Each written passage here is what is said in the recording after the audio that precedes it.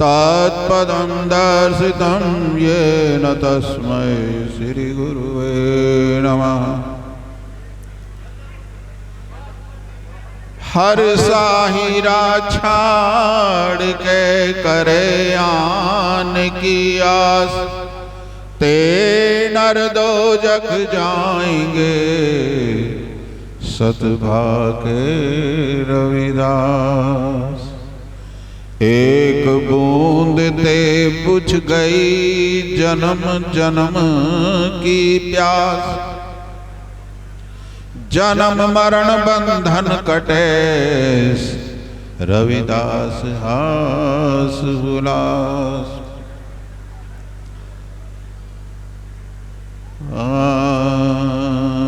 अघरा घरा विचारिए जो या घर के माँ, अघरा घर पर चाहुआ तो बाकी रहो कछु नाय। ऐसा चाहूं राज में जा मिले सभी को अन्न, छोट बड़ सब सम बसे रविदास रहे प्रसन्न। बोले श्री सद्गुरुदेव महाराज की, बोले सर्व संत समाज की, बोले साचे दरबार की जय। गुरुदेव धन गुरुदेव। सर्वप्रथम अनंत कोटि ब्रह्मांड नायक श्री सद्गुरुदेव जी के पतित पावन चरणों में दास अनुदास का कोटि कोटि वंदन।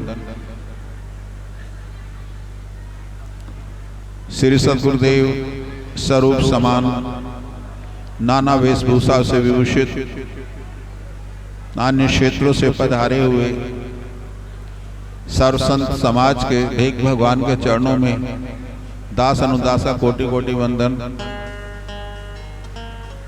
उपस्थित गुरु समान सार संगत जियों के चरणों में भी कोटि कोटि वंदन।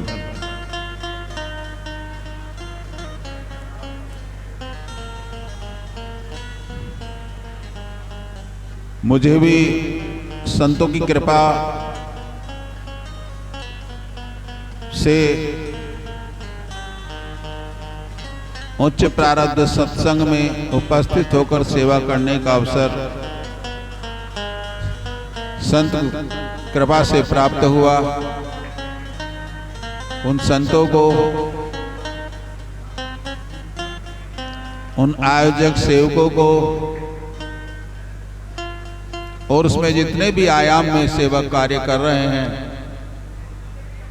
उन्हीं को सभी को कोटि कोटि वंदन।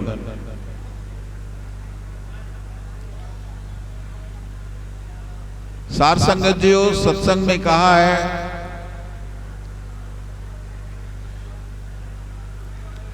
कि सत्संग मिल रही ऐसे जैसे मधुप में कीड़ा।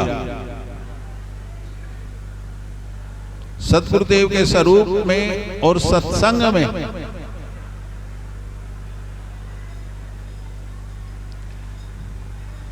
जैसे मधु और कीट का संबंध है, अगर हम उसमें प्रवेश कर जाएं तो मधु, और अगर उससे अलग हटकर उसका दुरुपयोग करें तो आप जानते हैं फिर मधुमक्खी क्या करेगी।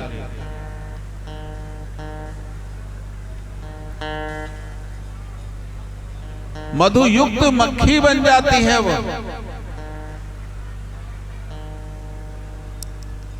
और मनमुख सामान्य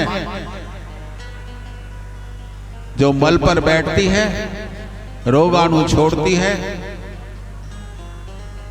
और जीव को विषाक्त करती है, रोगी बनाती है।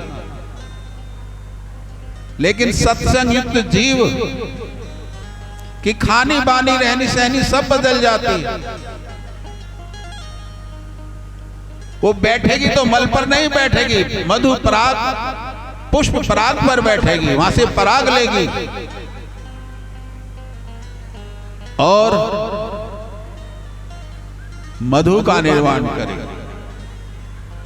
रोग विषाक्त रोगाणुओं का नहीं। तो जब हमारे चित्त वृत्ति सत्संग के अंतर्गत प्रवेश हो जाएगी तो हमसे सुगंध और मधु टपकने लगेगा। लेकिन अगर हम गुरु महाराज जी के बहुत अनंत कहने में दास, एक जन्म क्या अनेक जन्मों भी असमर्थ रहेगा उनकी महिमा, उनके सत्संग की प्रभा को आप तक पहुंचाने के लिए। एक मुख से संभव ही नहीं है।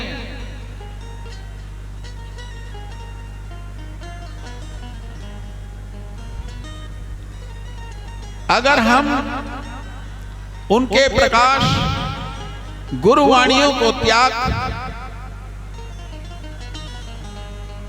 उनको मनन न करना, उनको ग्रहण न करना, उनका अंगसार न करना, जो गुरुदेव ने हमको उपदेश दिया है, गो आदेश दिया है, जो हमको पथ दर्शाया है,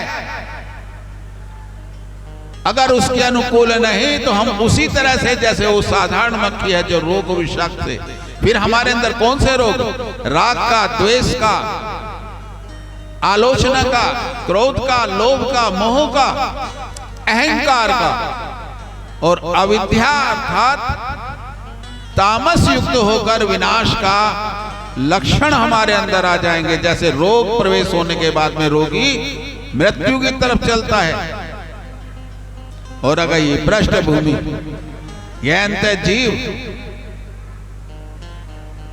गुबरीला और भंवरे में ज्यादा अंतर नहीं होता। शरीर, वर्ण, आकृति दोनों सम हैं। अगर अंतर है तो केवल मनोवृत्ति का। गुबरीला पूरे उद्यान में जहां पर पुष्प ही पुष्प हो और एक मल का छोटा सा पिंड वहां रखा हो तो गुबरीला वहीं पर जाकर मल के अंदर खेलेगा। और भंवरा अगर पूरी कूड़ी पर एक कटेली का पौधा उगाया है और उस पर एक पुष्प है तो वो मल से संबंध नहीं रखेगा, वो पुष्प के ऊपर बैठेगा, पराग लेगा और चल देगा। तो गुरु समान सार संगत जियो, श्रवण मात्र ही या आश्रम को स्पर्श कर लेना या जो यहां भंडारा बनना उसको ग्रहण कर लेना ही पर्याप्त नहीं है जीवन के लिए। अगर उसका शब्दार्थ लाभ लेना चाहते हैं तो अपनी मनोवृत्ति को, अपने चित्त को, अपने ध्यान को, अपनी धारणा को गुरुवाणियों में श्री गुरु महाराज, गुरु रविदास जी महाराज ने जो आपको गुरुवाणियां दी हैं, सम्मान दिया है, जो आपको कृपा की है, उसके अंदर प्रवेश कर कर उसको अंगी रंग बनाकर उससे अंगीकार करना जब तक नहीं होगा, जब तक आपका यहां पर बैठना का कोई लाभ नहीं। हम इतना तो चले, अभी देखो सतीश जात जी कह रहे थे उनका अंतः, चलो वेदना तरह तरह की होती है, लेकिन अगर आप संत को अपनी सेवा से सुखी न कर सके, मैं कदाचित यहां पर माया की सेवा के बारे में आपका ध्यान ले जाना नहीं चाहता,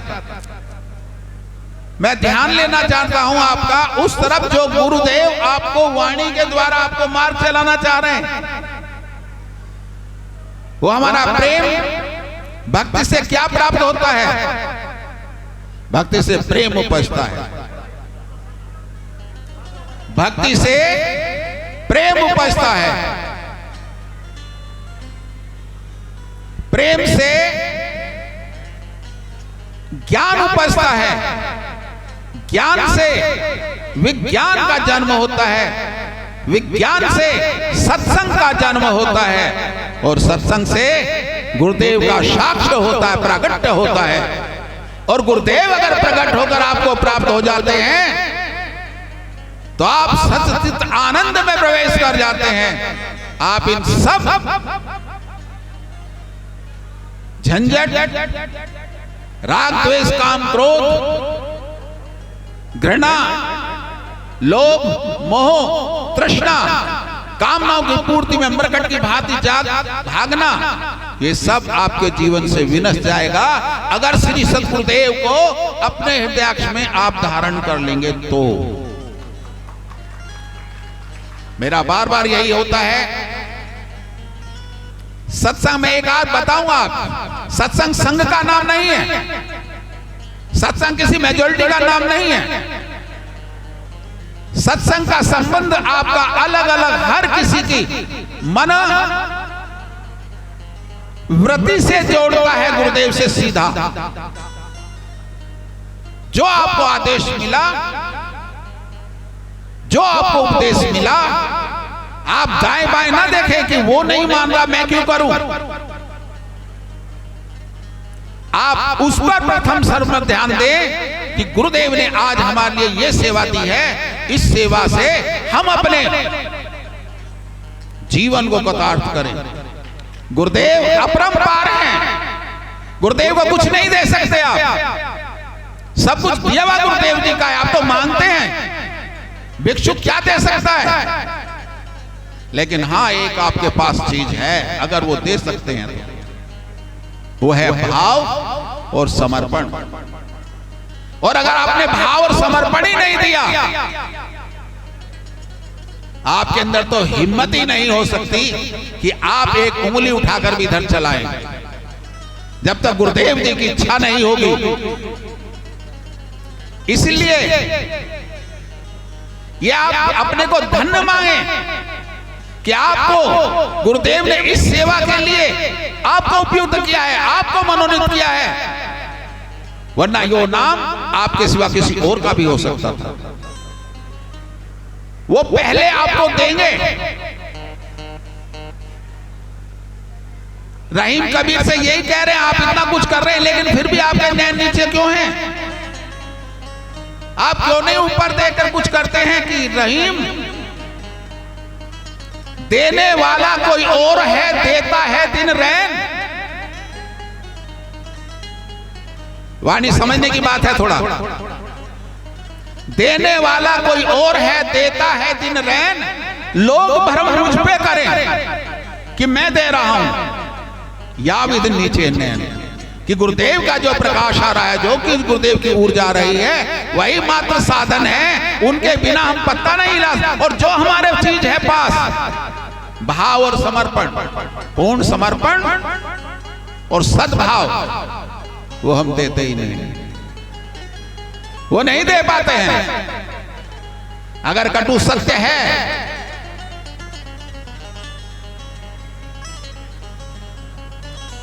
आपको गुरुजी के साथ प्रकाश हुए कितना समय हो गया? 400 600 कितने वर्ष? कौन सी जयंती मनाई थी? अब प्रकाशोत्सव कौन सा मनाया था गुरुजी का? 42 43 कौन सा है?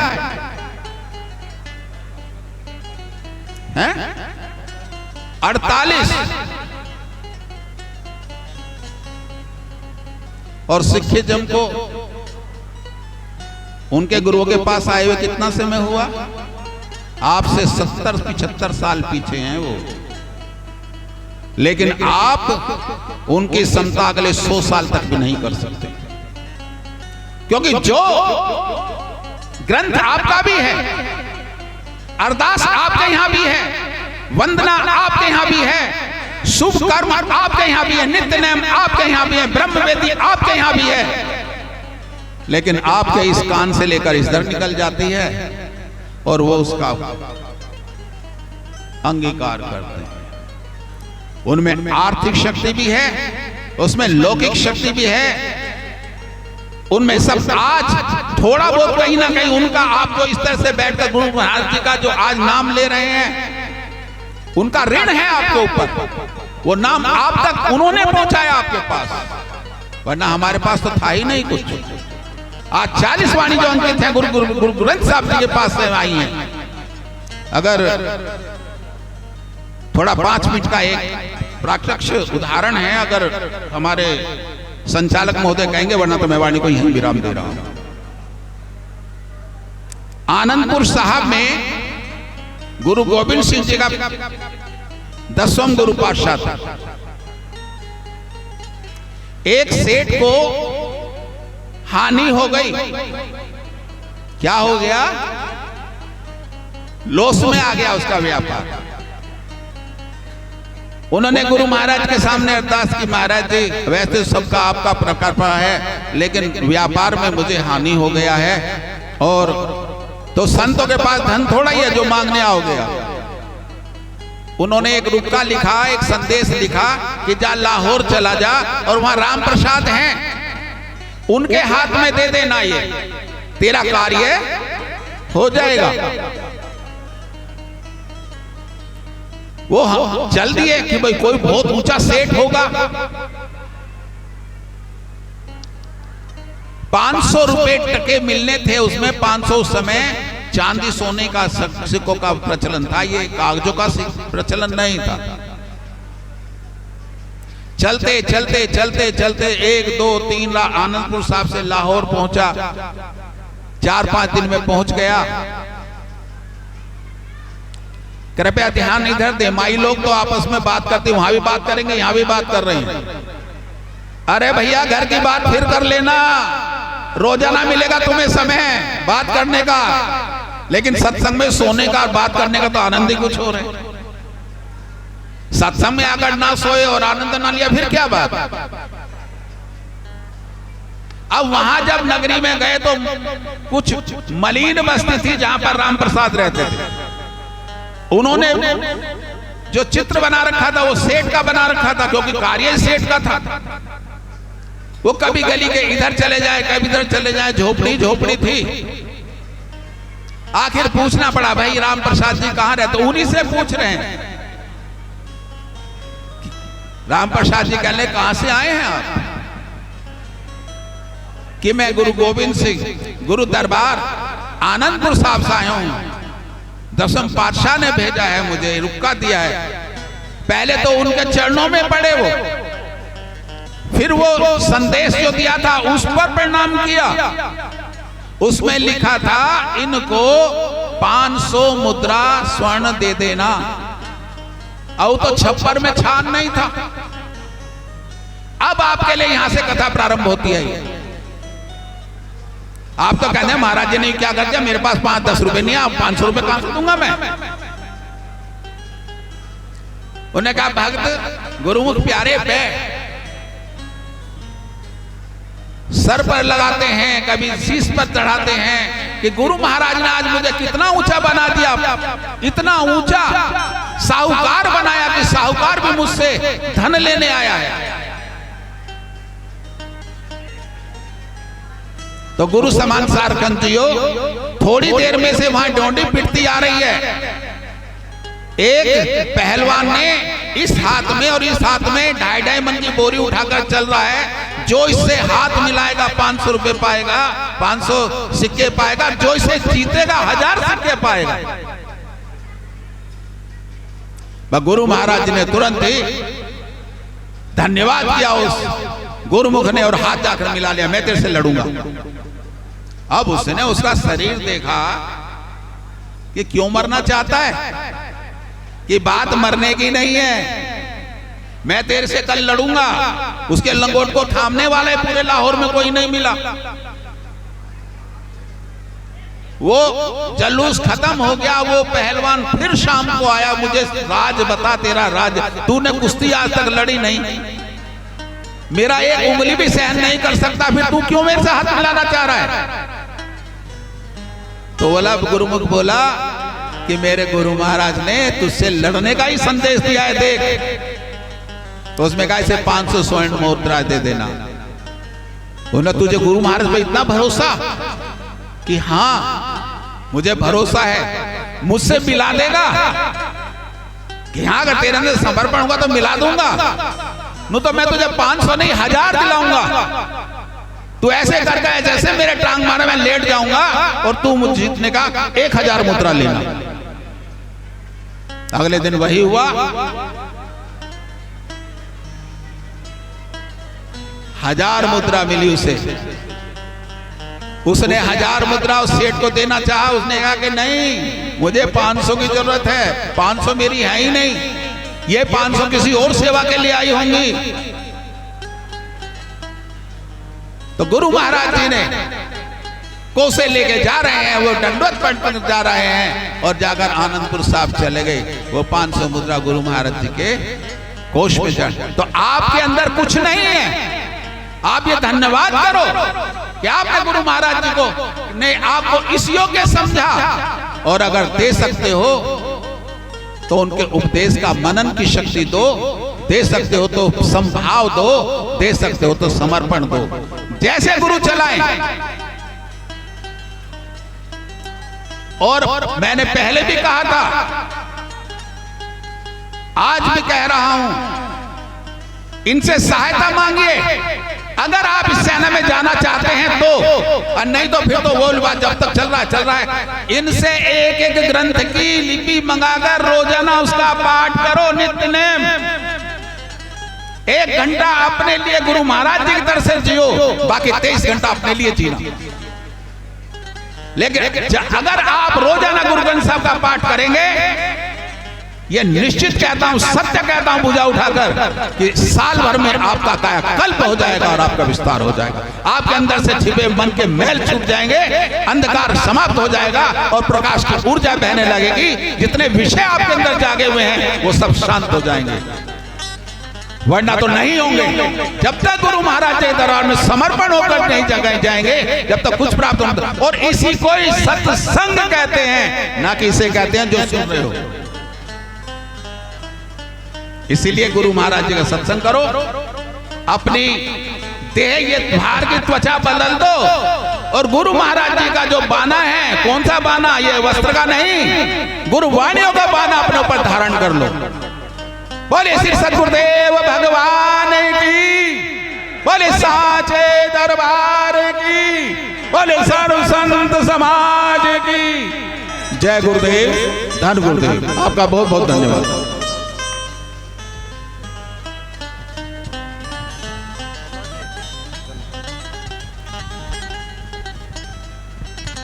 धन्यवाद महाराज जी, आपने बहुत अच्छे विचार रखे। और भाई कोई जो भी सेवादार हैं जो सेवा करना चाहते हो, जहाँ भोजन बन रहा वहाँ कुछ सेवादारों की आवश्यकता है तो वहाँ चले जाइए। भाई देखें हमारे बीच में भारतीय शिक्षा चैरिटेबल ट्रस्ट